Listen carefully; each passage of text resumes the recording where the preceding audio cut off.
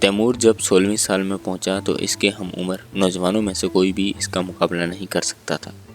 وہ تیر اندازی میں اس قدر ماہر تھا کہ اس جیسا نشانہ لگانا کسی کے بس کی بات نہ تھی۔ کسی کا تیر اس کے چلائے ہوئے تیر سے زیادہ دور نہیں جا سکتا تھا۔ جب وہ آسمان کی طرف نشانہ لے کر تیر پھینکتا تو اس کا تیر نظروں سے اوجھل ہو جاتا اور دیکھنے والے انگشت بدن دان رہ جاتے۔ اس زمانے میں تیمور ایک دلچسپ مشغلہ اپنائے ہوئے تھا جو بعد ازاں جنگی مہمات میں اس کے بہت کام آیا۔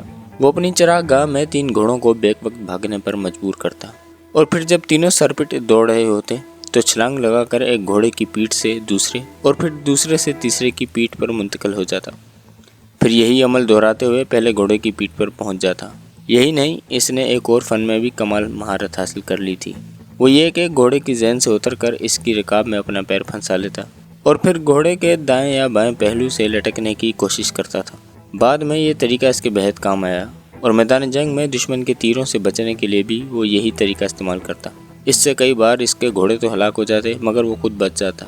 تیر اندازی اور شمشیر زنی کے ساتھ ساتھ تیمور نے تیراکی میں بھی بہت مہارت حاصل کر لی تھی۔ جب دریا طغیانی پر ہوتے تو وہ دریاؤں میں کود جاتا اور طوفانی لہروں کا مقابلہ کرتا ہوا دوسرے کنارے تک پہنچ جاتا۔ اس کے علاوہ کمند پھینکنے میں بھی اس نے خاص مہارت حاصل کر لی تھی۔ وہ بڑی چابک دستی سے جنگلی گھوڑوں پر کمند پھینکتا اور مطلوبہ گھوڑے کی گردن گرفت میں لے کر اس کے منہ پر دہانہ باندھ دیتا، پھر اس پر سوار ہو کر شہر کی طرف روانہ ہو جاتا۔ 16 سال کی عمر کو پہنچنے تک وہ اپنے زمانے کے تمام علوم پر بھی دسترس حاصل کر چکا تھا، سوائے علم نجوم کے جس سے اسے قطعاً کوئی دلچسپی نہ تھی۔ انہی دنوں ایک روز تیمور کے والد اسے اس کے دادا کے مزار پر لے گئے اور وہاں بنی ہوئی مسجد کی طرف اشارہ کر کے کہنے لگے، تیمور، میں تمہیں بتانا چاہتا ہوں کہ ہم چغتائی خاندان سے ہیں اور ہمارے اجداد کا سلسلہ نسب حضرت نوح علیہ السلام کے فرزند یافت سے ملتا ہے۔ ہمارے خاندان میں جو پہلا شخص مسلمان ہوا اس کا نام کرشابون تھا اور وہ چغتائی کا داماد تھا اور اسی وجہ سے اسے گورگین کے نام سے پکارتے تھے۔ گورگین یعنی داماد۔ بعد میں یہی نام ہماری پہچان بن گیا، اسی لیے مجھے بھی گورگین کہتے ہیں اور میرے بعد تو بھی اسی نام سے پکارا جائے گا۔ یہاں جو لوگ دفن ہیں وہ سب ہمارے آباء و اجداد ہی ہیں اور یہ سب اسلام کے ماننے والے تھے۔ میرے بیٹے، تم بھی انہی کی طرح سچے دل سے اسلام کے پیروکار رہنا اور یہ سمجھ لو کہ دنیا میں کوئی بھی دین محمدی صلی اللہ علیہ وآلہ وسلم سے برتر اور افضل نہیں۔ کبھی بھی اس دین سے روح گردانی نہ کرنا، ہمیشہ علماء دین کی عزت و تکریم کرنا، عقل مندوں کی دانش سے فیض حاصل کرنا، جہاں تک ہو سکے مسجدیں اور مدرسے تعمیر کروانا اور اپنی جائیداد کو مسجدوں اور مدرسوں کے لیے وقف کر دینا۔ پھر تیمور کے والد ترکائی نے موضوع تبدیل کرتے ہوئے بیٹے کو شفقت سے دیکھا اور کہنے لگے، میرے بیٹے، اگرچہ تمہاری عمر ابھی صرف 16 برس ہے لیکن بظاہر تو 20 سالہ نوجوان نظر آتا ہے۔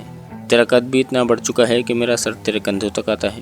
تیرا چوڑا سینہ اور مضبوط بازو اس بات کی دلیل ہے کہ تو اب جوانی کی اس منزل پر پہنچ چکا ہے کہ تجھے شادی کر لینی چاہیے تاکہ میرے بعد میری نسل کی بقا اور میرے خاندان کی دوام کی ضمانت ہو جائے اور میں اس سکون کے ساتھ دنیا سے رخصت ہو سکوں کہ میری نسل کے لوگ اس دنیا میں باقی ہیں۔ تیمور نے اپنے باپ کو جواب دیا کہ اسے شادی سے قطعاً دلچسپی نہیں۔ اس پر اس کے والد متعجب ہوئے اور دریافت کیا، آخر اسے شادی سے کیوں دلچسپی نہیں ہے؟ تیمور نے کہا، حصول علم، گھڑ سواری، شمشیر زنی، تیر اندازی اور نیزہ بازی کا اتنا شوق ہے کہ وہ فی الحال شادی کے بارے میں سوچتا تک نہیں۔ اس کے والد نے سمجھایا، بیٹے، یہ سب چیزیں اپنی جگہ مگر ازدواجی زندگی کی اہمیت سے انکار نہیں کیا جا سکتا۔ ایک مرد کو جوانی میں ہی شادی کر لینی چاہیے تاکہ اس کی اولاد جوان نسل سے پیدا ہو، مگر تیمور نے والد سے درخواست کی کہ کم از کم 1 یا 2 سال تک اس کی شادی کا معاملہ التوا میں ڈال دیں تاکہ وہ اپنے پسندیدہ مشغلوں میں مہارت حاصل کر سکے۔